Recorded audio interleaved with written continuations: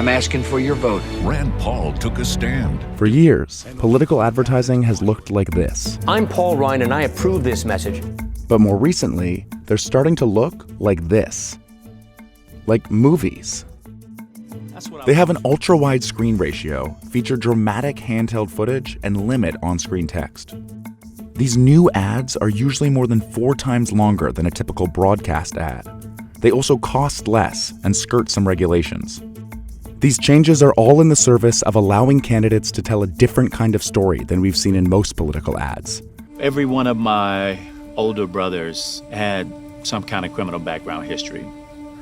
There might be a knock at the door and deeply personal stories that touch on difficulties in the candidate's life. When I was 17, I ran away from home and lived in abandoned buildings. The kinds of things that haven't traditionally been discussed in ads. I imagine helping people like my mother. People who risked everything to come here. Their intention? To show an audience that the candidate can empathize with very human difficulties that people in the more challenged parts of society feel. They're empathy ads. My mom is probably the most important person in my life. So what's driving this change? A lot of this has to do with distribution. These ads are on the internet, where distribution is cheap or even free.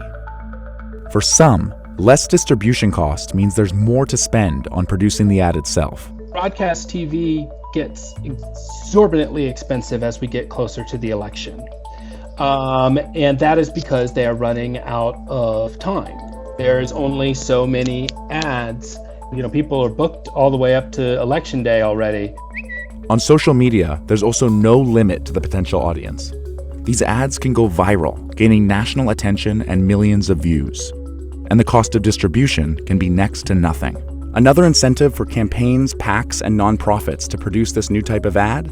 Internet ads are limited by fewer regulations. The Federal Election Commission regulates political ads based on a law passed in 2002, well before the internet was seen as a prominent medium for campaign advertising.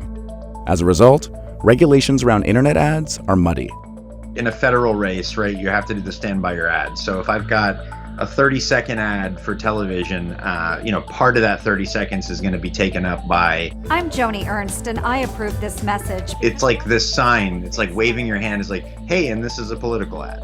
The stand by your ad provision defines specific requirements for how much screen real estate a candidate and text must occupy.